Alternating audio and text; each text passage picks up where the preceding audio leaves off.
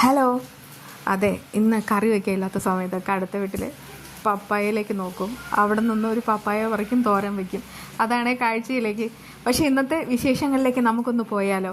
അതായത് ഈ കണ്ണൻ കാര്യങ്ങളെല്ലാം അറിഞ്ഞതിന് ശേഷം ഓരോരുത്തരുടെയായി കാര്യങ്ങൾ അറിയിക്കുന്നുമുണ്ട്. എന്നാലും ഈ മഞ്ജുവും എല്ലാവരും ചോദിക്കുന്ന ഒരു ചോദ്യമുണ്ട്, എന്തിനാണ് പ്രതാപനെ വാമനെ സ്റ്റേഷനിൽ പിടിച്ചിട്ടിട്ടുള്ളത് എന്നുള്ള കാര്യം. പക്ഷെ കണ്ണൻ അവരോടൊക്കെ പറയുന്നത് വെയിറ്റ് ചെയ്യാനാണ്. മഞ്ജു ചോദിക്കുന്നുണ്ട്, എന്തിനാ കണ്ണേട്ട അവരെ കൊണ്ടുപോയത്, അമ്മാവനെയും പിന്നെ ആ കരുണയുടെ അച്ഛനെ എന്തിനാ കൊണ്ടുപോയതെന്ന് എനിക്കറിയണം. എല്ലാം പറയാം മോളെ, ഇപ്പോൾ അതിനുള്ള അവസരമല്ല, എല്ലാം സമയം കിട്ടട്ടെ, നിന്നോട് ഞാൻ എല്ലാം പറയും, തെളിവ് സഹിതം ഒരുപാട് കാര്യങ്ങൾ പറയാനുണ്ടെന്ന് അറിയിക്കുന്നുണ്ട് കേട്ടോ. പിറ്റേന്നായി എന്തായാലും ഇന്നാണ് കോടതിയിലേക്ക് അവരെ രണ്ടുപേരെ ഹാജരാക്കാൻ പോകുന്നത്. ഒന്നുമില്ലേലും മഞ്ജുവിൻ്റെ അമ്മാവനാണല്ലോ വാമദേവൻ. അതുകൊണ്ടൊക്കെ തന്നെ കണ്ണനേക്കാളും മഞ്ജുവിനാണ് വാമദേവനോട് കൂടുതൽ ബന്ധം. കാര്യങ്ങളെല്ലാം അറിയണമെന്ന് അവൾക്ക് തോന്നുകയാണ്. സാഗർ പക്ഷേ പറയുന്നില്ല. സത്യത്തിൽ ഇതൊക്കെ അറിയേണ്ടത് കണ്ണൻ്റെ നാവിൽ നിന്ന് തന്നെയാവണം എന്ന് അവർക്ക് നിശ്ചയമുള്ളതുപോലെ അങ്ങനെ കണ്ണൻ മഞ്ജുവിനെ മാറ്റി നിർത്തുകയാണ്.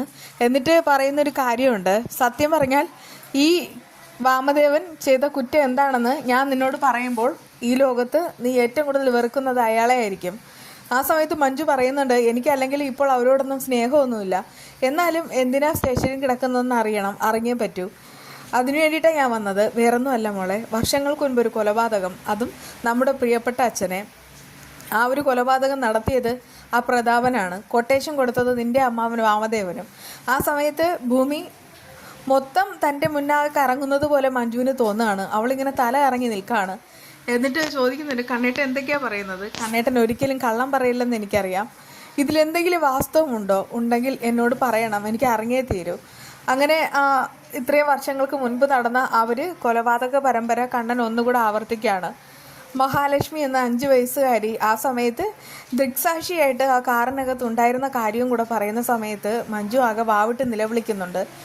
ഇതുവരെ കരുതിയിരുന്നത് അതൊരു സ്വാഭാവികമായിട്ടുള്ള ആക്സിഡൻറ്റ് മാത്രമാണെന്നാണ്. പക്ഷെ അങ്ങനെയല്ല, തൻ്റെ അച്ഛൻ്റെ ജീവൻ എടുത്തത് അമ്മാവൻ എന്ന് പറയുന്ന ആ ദുഷ്ടനാണ്.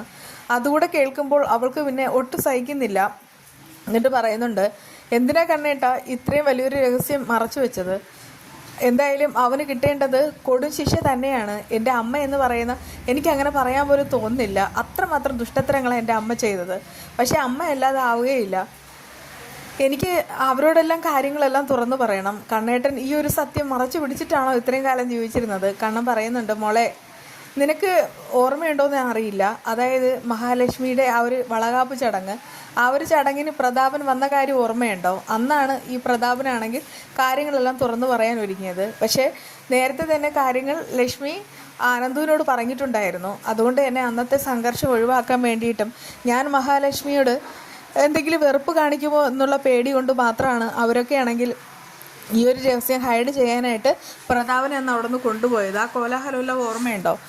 അയാൾക്ക് ഭ്രാന്തമായ അവസ്ഥ വന്നതുകൊണ്ട് മാത്രമാണ് ഈ ഒരു സത്യം ഇപ്പോൾ പുറത്തായത്, അതും അയാളുടെ നാവിൽ നിന്ന്. അങ്ങനെ ഡോക്ടർ പറഞ്ഞ കാര്യങ്ങൾ കൂടെ കണ്ണൻ അറിയിക്കാനായിട്ടോ. ആ സമയത്ത് മഞ്ജു പറയുന്നുണ്ട്, അച്ഛനെ കൊന്നത് മാത്രമല്ല, എൻ്റെ ഏട്ടനെ വീൽ ചെയറിലാക്കി ഒരുപാട് വർഷക്കാലം നടത്തള്ളിയതും അവരൊക്കെ തന്നെയാണ്. അതിന് മാപ്പില്ല ഏട്ടാ. എന്തായാലും എനിക്ക് അവനെ കാണണം, ആ വാമദേവനെ. എന്തിനാണ് എൻ്റെ അച്ഛനോട് ഇങ്ങനെ ഒരു കൊടും ക്രൂരത ചെയ്തതെന്ന് അറിയണം. എന്തിനാണ് എൻ്റെ ഏട്ടൻ്റെ ജീവിതം കുറേ കാലം ഇരുട്ടിലാക്കിയതെന്ന് അറിയണം. എൻ്റെ ഏട്ടനോടും അച്ഛനോടും ചെയ്ത കൊടും ക്രൂരത. ഒന്നുമില്ലേലും അമ്മയൊരു വിധവയാക്കി, എന്നെയും ഉണ്ണിയേട്ടനെയും കൂടെ അച്ഛൻ ഇല്ലാതാക്കി. എന്തായാലും ഇതൊന്നും ഉണ്ണിയേട്ടന് പെട്ടെന്ന് പൊറുക്കാൻ കഴിയില്ല. അച്ഛനെ ആണെങ്കിൽ കണ്ണേട്ടന് എത്രമാത്രം ഇഷ്ടമുണ്ടായിരുന്നു, അതുപോലെ തന്നെയായിരുന്നു ഉണ്ണിയേട്ടനും എനിക്കും. അച്ഛൻ അത്രത്തോളം പാവമായിരുന്നു. പിന്നെ സ്വത്തിൻ്റെ കാര്യം, അതിൽ മാത്രമാണ് ഉണ്ണിയേട്ടനൊരു വിഷമം. പക്ഷേ അതെല്ലാം കണ്ണേട്ടൻ്റെ അമ്മയുടെ വകയായിരുന്നു. അതൊക്കെ എനിക്ക് മനസ്സിലാക്കാൻ കഴിഞ്ഞു. ഉണ്ണിയേട്ടനും അതെന്തെങ്കിലും ഒരിക്കൽ മനസ്സിലാവും. പക്ഷേ അച്ഛനെ കൊന്നവരോട് പൊറുക്കാനായിട്ട് ഒരു മക്കളും ഒരിക്കലും തയ്യാറാവില്ല. ആ സമയത്ത് കണ്ണ പറയുന്നുണ്ട്, മോളെ എനിക്കൊന്നും പറയാൻ വയ്യാത്തൊരവസ്ഥയാണ്, പക്ഷെ ഉണ്ണി അറിയും, എല്ലാ കാര്യങ്ങളും അറിയും. അതേസമയം ഉണ്ണിയാണെങ്കിൽ പോലീസ് സ്റ്റേഷനിലേക്ക് വരികയാണ് കേട്ടോ. ഒന്നുമില്ലേലും കരുണയുടെ അച്ഛനല്ലേ. പിന്നെ വാമദേവൻ എന്ന് പറയുന്ന അമ്മാവനും അവരുടെ കാര്യം അന്വേഷിക്കാൻ പറഞ്ഞു വിടുന്നത് ദുർഗ തന്നെയാണ്. സീമന്തിരിയുടെ മകളെ സ്വാതിയെയും ഫോൺ വിളിച്ചിട്ട് അവരാണെങ്കിൽ എടുക്കുന്നതുമില്ല. ജീവച്ഛവമായിട്ടാണ് മേഘനുള്ളത്. അവരെ കാണിക്കുന്നില്ലെങ്കിലും അങ്ങനെ അവർ പറയുന്നത് തന്നെ.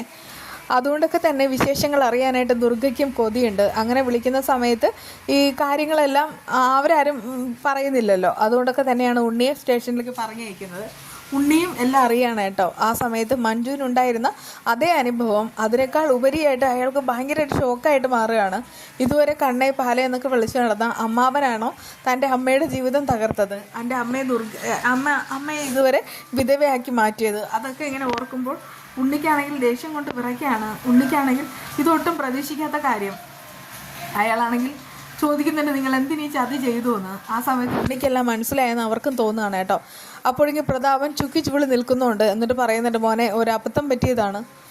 എന്തായാലും ഞങ്ങളാണെങ്കിൽ ഒന്നും ചെയ്തിട്ടില്ല. സത്യം പറഞ്ഞാൽ എനിക്ക് അന്ന് നടന്ന ഒരു അബദ്ധം. അതായത് ഈ മഴ സമയത്തായിരുന്നു ഞാൻ ഈ ലോറി ഓടിച്ചു വന്നിരുന്നത്. അപ്പോഴാണ് മോൻ്റെ അച്ഛനും കണ്ണനും കൂടെ വന്നിരുന്നത്. അതൊക്കെ ഞാൻ അറിയുന്നത് ഇപ്പോഴാണ്. കാരണം അവരായിരുന്നു ഈ വർഷങ്ങൾക്ക് മുൻപ് അപകടത്തിൽ പരിക്ക് പറ്റിയെന്നുള്ള കാര്യമൊക്കെ ഞാൻ അറിയുന്നത് ഇപ്പോഴാണ്. പക്ഷേ ഞാനൊരു കാര്യം പറയട്ടെ, എനിക്ക് പറ്റിയ അബദ്ധം തന്നെയായിരുന്നു. പെരുമഴയായിരുന്നു. ലോറിയാണെങ്കിൽ പഴയ ലോറിയല്ലേ, ആ സമയത്ത് പിടിച്ചാൽ നിൽക്കത്തില്ലായിരുന്നു. അപ്പോഴേക്കും ആ ഒരു ദുരന്തം അന്ന് രാത്രി സംഭവിച്ചു. അല്ലാതെ ഞാനായിട്ട് കരുതിക്കുട്ടി ഒന്നും ചെയ്തിട്ടില്ല. അപ്പോഴേക്കും ഉണ്ണി ചോദിക്കുന്നുണ്ട്, അപ്പോൾ പിന്നെ ഇയാളോ, ഈ പാവന്തേയം ഇയാളെ എന്തിനാ പിടിച്ച് ഇതിനകത്ത് ഇട്ടിരിക്കുന്നത്? അതൊക്കെ ഊഹാഭോഗം മാത്രമാണ്. കണ്ണനും മഹാലക്ഷ്മിയും ചേർന്ന് നടത്തുന്ന ഒരു നാടകം. മഹാലക്ഷ്മി തന്നെയാണ് ഇങ്ങനെ ഒരു നാടകം ഉണ്ടാക്കിയത്. എന്തായാലും അവൾക്കറിയാം ഈ കരുണമോൾ കൂടെ ഉണ്ടെങ്കിൽ അവൾക്കൊരു സൗഭാഗ്യം കിട്ടില്ലെന്ന്. കരുണമോളെ എങ്ങനെയെങ്കിലും അവിടെ നിന്ന് മാറ്റണം. അതിനു വേണ്ടിയിട്ടാണ് അവൾ ഈ നാടകം കളിക്കുന്നത്. വാമേട്ടനും ഫാമിലി ഇനി അങ്ങോട്ട് തിരിഞ്ഞു നോക്കാൻ പാടില്ല. അതിന് വേണ്ടിയിട്ട് എങ്ങനെയൊക്കെ ചെയ്യുന്നത്? അത് കേട്ടിട്ട് ഉണ്ണി പല്ല് കടിച്ച് നീക്കാണെന്നിട്ട് പറയുന്നുണ്ട്, എനിക്കെല്ലാം മനസ്സിലായി. നിങ്ങൾ പറയുന്ന മുഴുവൻ പച്ചക്കള്ളാണ്. വെറുതെ അല്ല നിങ്ങളുടെ മകൾ കരുണ കുറച്ച് ദിവസം പത്തി താഴ്ത്തി മഹാലക്ഷ്മിയുടെ മുന്നിലൂടെ നടന്നത്. അന്ന് അവൾ വീട്ടുജോലി ചെയ്യുമ്പോഴും മഹാലക്ഷ്മിയുടെ കാല് പിടിക്കുമ്പോഴും അപ്പോഴൊക്കെ ഞാനും അമ്മയും എന്തിനാണെന്ന് വിചാരിച്ച് നടക്കുകയായിരുന്നു. പക്ഷേ ഞങ്ങൾക്ക് എല്ലാം ഇപ്പോൾ മനസ്സിലായി. എന്തായാലും ഈ കണ്ണനാണെങ്കിൽ സത്യങ്ങളെല്ലാം മഞ്ജുവിനെ അറിയിച്ചു. അങ്ങനെ ഉണ്ണിയും ദുർഗയും എല്ലാവരും കാര്യങ്ങളൊക്കെ അറിയാണ്. അങ്ങനെ അറിയുന്നതോടുകൂടെ ആ വാമദേവൻ്റെ ശരിക്കുള്ള മുഖം അവരുടെ മുന്നിലേക്ക് വരുന്നുമുണ്ട്. അതുപോലെ തന്നെ പ്രതാപൻ്റെ ചതിയും എല്ലാം പ്രതാപാണ്. എന്തായാലും എല്ലാറ്റിനും ഒരു അവസാനം വന്നിരിക്കുന്നു. പ്രത്യേകിച്ച് കണ്ണനും മഹാലക്ഷ്മിക്കും ഒരു കുഞ്ഞു പിറന്നു. അവരുടെ ജീവിതം സെറ്റായി. അതേസമയം കരുണയുടെ ജീവിതം വെള്ളത്തിലായി. അതിനിടയ്ക്കാണ് ഈ ഒരു സംഭവം ഉണ്ണിയും മഞ്ജുവും എല്ലാവരും അറിയുന്നത്. അങ്ങനെ സത്യങ്ങൾ ഓരോന്നായിട്ട് പുറത്തു വരികയാണ് കേട്ടോ. ഇതിനെല്ലാറ്റിനും ഇനി അവസാനം പെട്ടെന്നുണ്ടാക്കുന്ന ഒന്നൊന്നും അറിയില്ല. എന്തായാലും എല്ലാം ഫാസ്റ്റായിട്ട് തന്നെ പോകുന്നുമുണ്ട്. അതായത് തിരിച്ചടികൾ കിട്ടുകയാണ്. 100% ഉറപ്പിച്ച് പറയും, ഈ വാമനും പ്രതാപനും നേരെ പോകുന്ന ജയിലിൽ തന്നെ ആയിരിക്കും. പിന്നെ സ്വത്തുക്കളൊന്നും ഇല്ലാതെ മുത്തശ്ശിയും കരുണയും എല്ലാവരും വഴിയാധാരമാവും. പിന്നെ അവർക്കിനിയുള്ള ഒരു ഒറ്റ ഓപ്ഷൻ എന്ന് പറയുന്നത് കണ്ണൻ്റെ കാല് പിടിക്കുക എന്നതാണ്. കാല് പിടിച്ചാലും ഇനി കണ്ണനൊന്നും അലിയുകയില്ല. എന്തായാലും വരാൻ പോകുന്ന വിശേഷമായിട്ട് നമുക്ക് വീണ്ടും കാണാം. പിന്നെ ഈ ഏത് തോരൻ ഉണ്ടാക്കിയാലും ഒരു മുട്ട അടിച്ചൊഴിച്ചിട്ട് അതാണെങ്കിലേ തോരന് കൂട്ടുമ്പോൾ ഭയങ്കര ടേസ്റ്റാണ് കേട്ടോ. ഒന്ന് ട്രൈ ചെയ്ത് നോക്കണേ. വീണ്ടും കാണാം.